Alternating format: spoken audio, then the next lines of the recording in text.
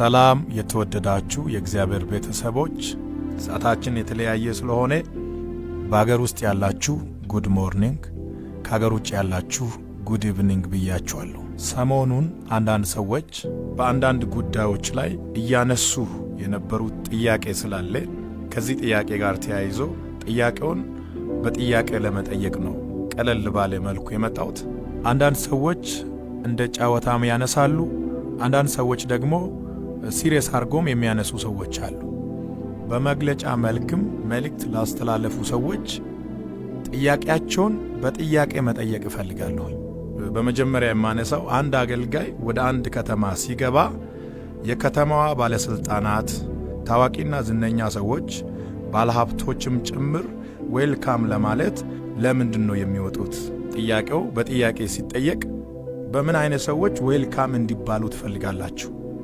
አንድ አገልጋይ ወደ አንድ ከተማ ሲገባ 7 እና 8 ፓትሮል ለምን ያስፈልጋሉ የሚል ጥያቄ የምታነሱ ሰዎች በባጃጅ ታጅቦ እንዲገባ ነው የምትፈልጉት? አጀብ ብላችሁ ሁከት የምትፈጥሩ ሰዎች ለመታጀብ ፈልጋችሁ ከሆነ እንድትታጀቡ የሚያደርግ ሥራ መጀመሪያ መስራት አለባችሁ።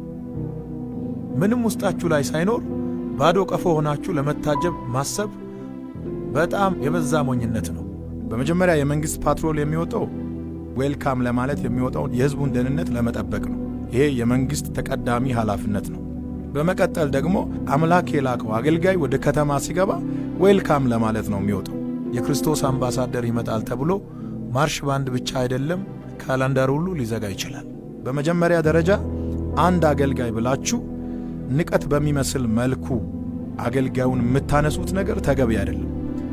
ይሄ አገልጋይ ሲንቀሳቀስ ተሸክሞ የሚዞረው አንድ ትልቅ መንግስት አለ። እኔ ማምነው ከዚህ በኋላ ቪኤቶች ብቻ ሳይሆን በዚህ ዘመን የተፈጠረ ነገር ካለ ተጨምሮ አገልጋዮች ዌልካም ይባላሉ። ለመቀበል እንደምትቸገሩ አውቃለሁ፣ ግን ኦፕሽን የላችሁ። አገልጋዮችን በንቀት አትዩ። አገልጋዮች የእግዚአብሔር ቃል አቀባዮች ናቸው። አገልጋዮች የእግዚአብሔር ምልክት ናቸው። አገልጋዮች የእግዚአብሔር ድምፅ ናቸው። ይህንን መልእክት ወደ እናንተ ሳደርስ ፕሮፌቲዩን ፕሮቴክት ለማድረግ አይደለም። እኔ ኦልሬዲ ፕሮቴክትድ ነኝ፣ ከለላ ውስጥ ነኝ። እንደገና ደግሞ ስለ ራሴ የሚከራከር ሰው አይደለሁም። እኔ የሚሰራው ሥራ የማደርገው ነገር ሁሉ የተገለጠ ነው። ልትሸሽጉት የማትችሉት ነገር ስለተገለጠ ከመቀበል ውጭ ምርጫ የላችሁ። ከኋላ ለሚመጣው ትውልድ የምታስቀምጡትን ከርስ፣ የምታስቀምጡትን ቀይ ምልክት እንደማይቻል የምትናገሩትን ነገር እንደሚቻል ለማሳየት ነው። ሙሴ ኢያሱን፣ ኤልያስ ኤልሳዕን፣ ጳውሎስ ጢሞቴዎስን እንዳበረታቱ ሁሉ እኔም የሚቀጥለውን ትውልድ ማበረታታት እፈልጋለሁ።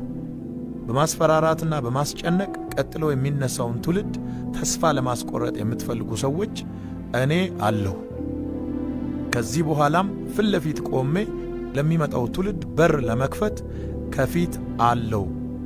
እግዚአብሔር ከትውልድ ጋር ይሰራል። እግዚአብሔር በትውልድ ላይ ይሰራል። የሚመጣው ትውልድ ትከሻው ከናንተ ጋር እኩል አይደለም፣ በጣም ከፍ ያለ ነው።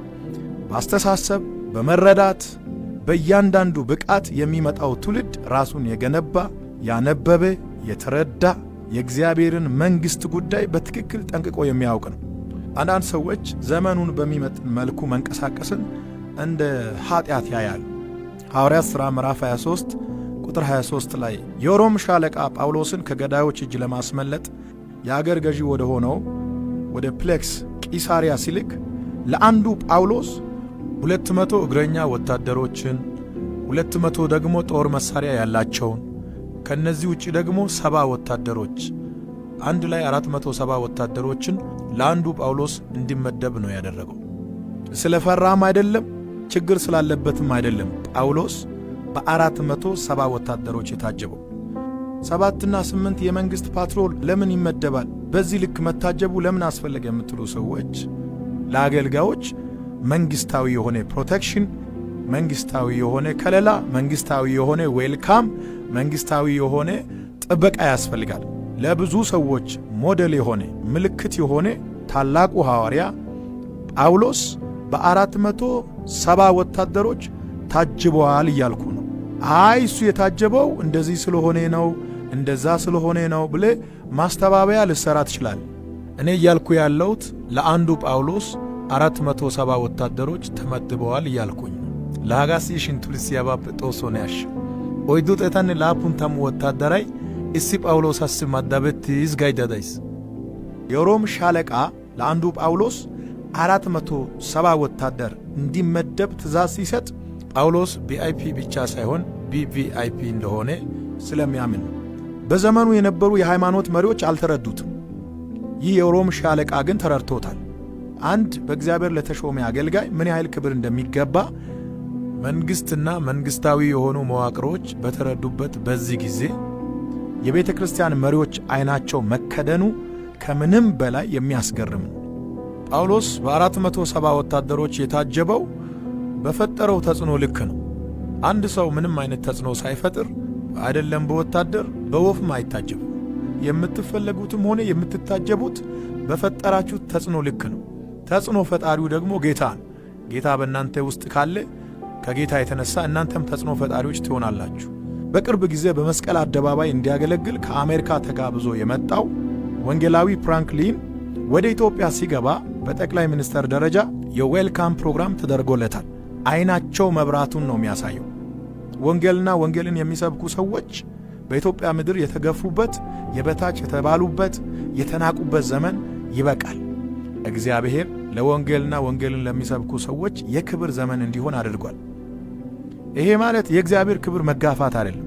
ቤቱ በዛ፣ ፓትሮሉ በዛ የምትሉ ሰዎች እግዚአብሔር በአንተ ኮልኮሌ እንዲታጀብ ነው የምትፈልገው? እግዚአብሔር በፓትሮል የሚታጀብ አምላክ አይደለም። ፓትሮሉ ለእኛ ነው። እኛንን የምንታጀበው። ከዚህ በኋላ በምድር ያለው ነገር ሁሉ ለእኛ ነው። ሐዋርያት እንደዚህ አልለበሱም፣ ሐዋርያት እንደዚህ አልታጀቡም፣ ሐዋርያት እንደዚህ አይነት መኪና አልተጠቀሙም የምትሉ ሰዎች ሐዋርያት እኮ በዘመናቸው ከመርከብ በላይ ሌላ ቴክኖሎጂ የለም። አለ የተባለውን መርከብ ተጠቅመዋል። በእውነት እስኪ አንድ ነገር ሊጠይቃችሁ፣ ሐዋርያት በዚህ ዘመን ቢኖሩ ቤት መኪና አይጠቀሙ ማለት ነው? ጳውሎስ ወይም ጴጥሮስ በእኛ ዘመን ቢኖሩ አውሮፕላን ተሳፍሮ አሜሪካና ካናዳ ሄዶ አያገለግሉም ብላችሁ ታስባላችሁ? ሁኔታው ከፈቀደና በዛ ላይ ከደረሱ ፕራይቬት ጀት ገዝቶ አይጠቀሙም ብላችሁ ታስባላችሁ? ብታምኑም ባታምኑም በኢትዮጵያ ምድር በራሳቸው ጀት እየተንቀሳቀሱ የሚያገለግሉ አደገኛ ሰዎች ይነሳሉ። የምታስተላልፉት መልእክት ተስፋ ከመቁረጥ ስሜት የመነጨ ይመስላል። ላስት ዊክ በሐዋሳ መስቀል አደባባይ የነበረውን ኮንፍራንስ ለመታደም በምናደርገው ጉዞ በሲዳማ ብሔራዊ ክልላዊ መንግስት እና በሲዳማ ክልል ወንጌል አማኞች አማካኝነት እንዲሁም በአጠቃላይ በከተማዋ ነዋሪዎች ወደ ሐዋሳ ስንገባ የተደረገልን አቀባበል ያስደነገጣችሁ ሰዎች ሰላም ናችሁ?